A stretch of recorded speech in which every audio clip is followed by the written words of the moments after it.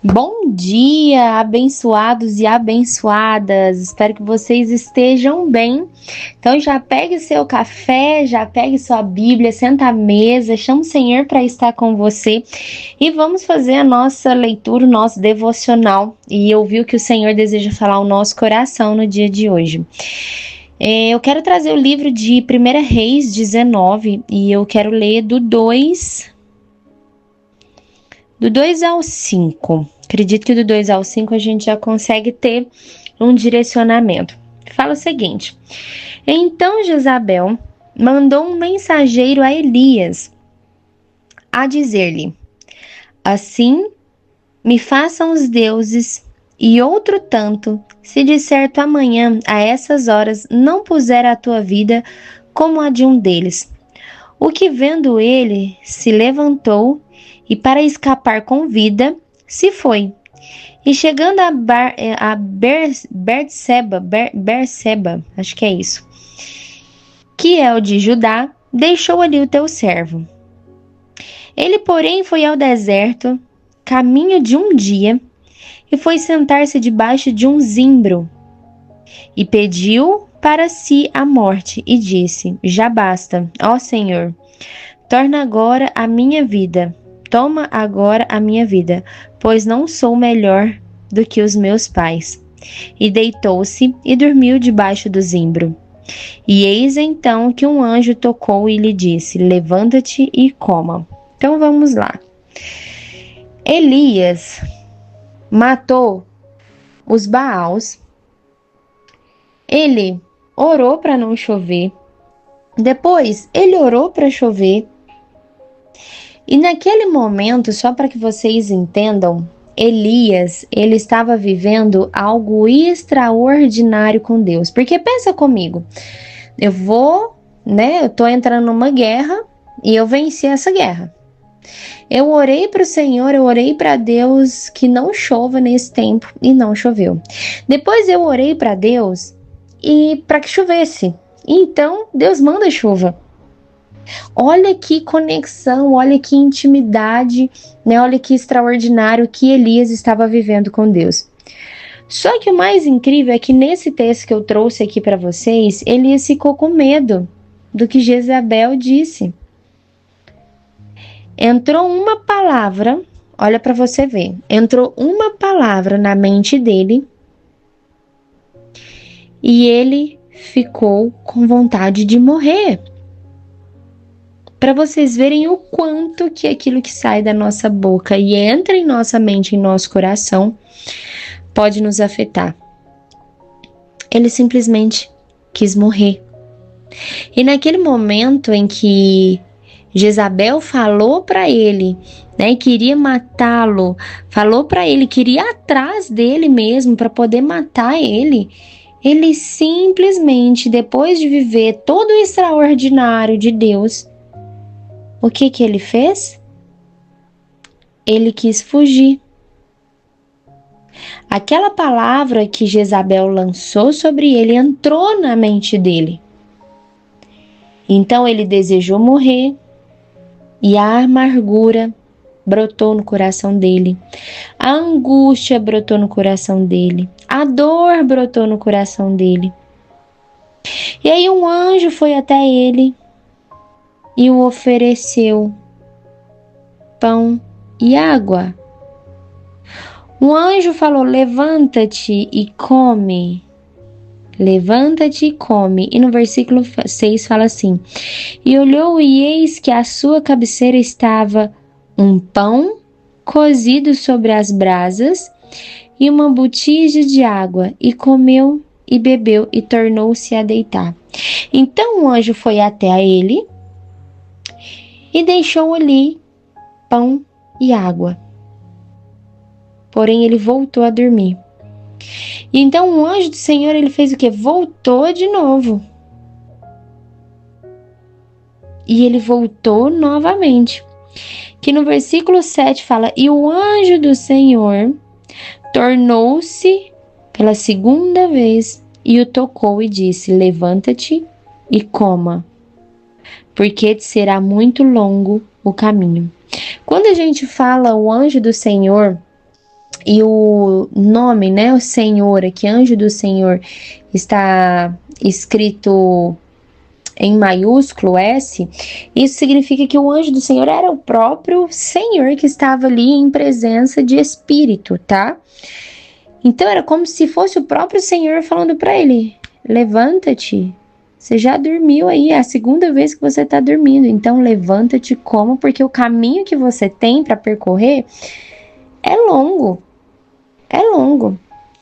Então o anjo do Senhor voltou, e ali, junto com ele, eles caminharam 40 dias e 40 noites. O que está fazendo Elias ali? Na caverna da dor, na caverna do medo, afastado do Senhor. O mais incrível é que mesmo assim, o Senhor foi até ele novamente. Juntos no mesmo ambiente. Eles estavam ali, juntos no mesmo ambiente. Quero te falar que o Senhor está conosco em todos os lugares. Elias, ele verbalizou o medo dele. E hoje, o Senhor, ele está te perguntando para que você verbalize o que está te impedindo. O que está te paralisando. Sabe por quê? Aí dentro da caverna não é o seu lugar. Não é o seu lugar. A gente precisa entender que nós precisamos falar, nós precisamos verbalizar para Cristo. Nós precisamos confessar o que essa bagunça trouxe para a nossa vida. O que essa bagunça está nos impedindo de ouvir a voz de Deus. Porque ele foi uma vez, o Senhor falou, levanta-te, ele voltou a dormir. E aí o Senhor foi novamente, levanta-te. E aí que ele se tocou. Só que diante disso tudo, ele falou para o Senhor, eu tô com medo. Ele verbalizou. E aí o Senhor naquele momento olhou para ele com cuidado, com amor, assim como ele olha para nós todos os dias. E hoje ele está te perguntando, o que está te impedindo? E o que está te paralisando de estar próximo do Senhor, de ouvir a voz dele? Sabe? O Senhor naquele momento ali, ele não estava sendo estrondoso, ele estava tendo uma voz suave, de sussurro. Ele precisava ouvir a Deus, mas ele voltou a dormir de novo. Talvez hoje o Senhor está falando com você e você volta a dormir de novo. E não é o dormir físico, mas é o dormir espiritualmente. O Senhor está falando com você, o Senhor está te entregando palavras, o Senhor está te entregando novos direcionamentos. E talvez hoje você está o quê? Dormindo. Você ouve, você se alegra naquele momento e de repente você deixa o seu medo, a sua paralisação, o seu cansaço, sabe? Te paralisar, te impedir de ouvir a voz de Deus te chamando, levanta-te. Se precisar orar, ore quantas vezes forem necessários. Você precisa se render ao Senhor. A forma que nós vencemos a amargura em nosso coração é com Deus, através da cruz. É em Deus, através da cruz. Nós precisamos olhar aqui. Elias, ele estava num momento difícil na mente dele. Porque para qualquer pessoa que estivesse do lado de fora olhando, falava assim, meu Deus, como que Deus fez isso tudo com ele e não vai livrar ele da morte de Jezabel? Mas ele se viu com medo. Ele olhou para ele e falou: não consigo passar por isso daqui, não é para mim, eu prefiro morrer. A voz de Jezabel, a palavra de Jezabel entrou na mente dele e o fez fugir. Entrou na mente dele e a amargura brotou, a angústia brotou, a dor brotou. Mas eu quero te falar que nada disso pode te paralisar. Você tem que olhar para a sua dor e para a amargura e olhar para a cruz, o que foi feito por você. Você precisa orar, você precisa verbalizar aquilo que você está sentindo. Quantas vezes forem preciso. Você precisa olhar, você precisa identificar aonde que existe amargura dentro de você, aonde que existe medo dentro de você. Você não pode mais ficar se contando mentiras. Nós precisamos dar ordem no mundo espiritual para que todo medo caia por terra, para que toda amargura caia por terra, para que toda mágoa caia por terra, para que o Senhor blinde a nossa mente, para que Ele cuide de nós, da nossa mente, do nosso coração, para que Ele nos ajude a guardar o nosso coração de toda amargura. Mas você precisa falar, você precisa olhar para a sua vida e ter consciência do que você está vivendo. A amargura, ela mata a nossa fé. A amargura mata a nossa fé.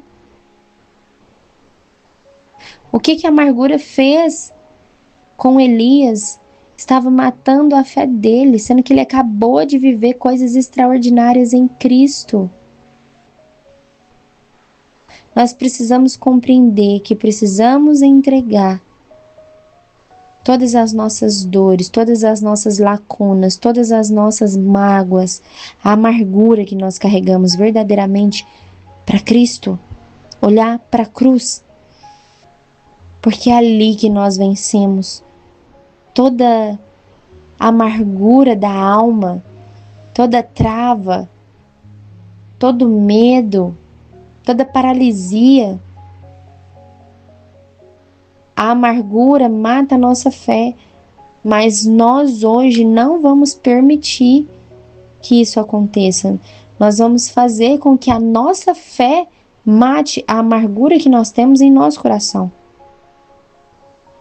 Hoje o Senhor está falando: levanta-te, minha filha. Já não é tempo mais de morrer, já não é tempo de amargura, não é tempo de angústia nem de dor. É tempo de você caminhar comigo, é tempo de fé, é tempo de você emergir aqui comigo, para que as coisas mudem na sua vida, para que toda essa dor que você sinta seja curada através de Cristo. Então que hoje você possa orar voltada para que, faça uma oração voltada para que o Senhor reconheça, que você reconheça aquilo que precisa ser entregue na cruz, que você reconheça que Ele é suficiente para te curar, que Cristo é suficiente, que o sacrifício dele foi suficiente na cruz e que a fé que você tem nele vai matar a amargura e não o contrário. Então, faça sua oração, peça para que o Senhor abra seus olhos, peça para que o Senhor tire todo o rancor, toda a amargura, todo o medo do seu coração e que Ele aumente ainda mais a tua fé. Amém? Então, um grande beijo no seu coração, fique com Deus e até o nosso próximo devocional.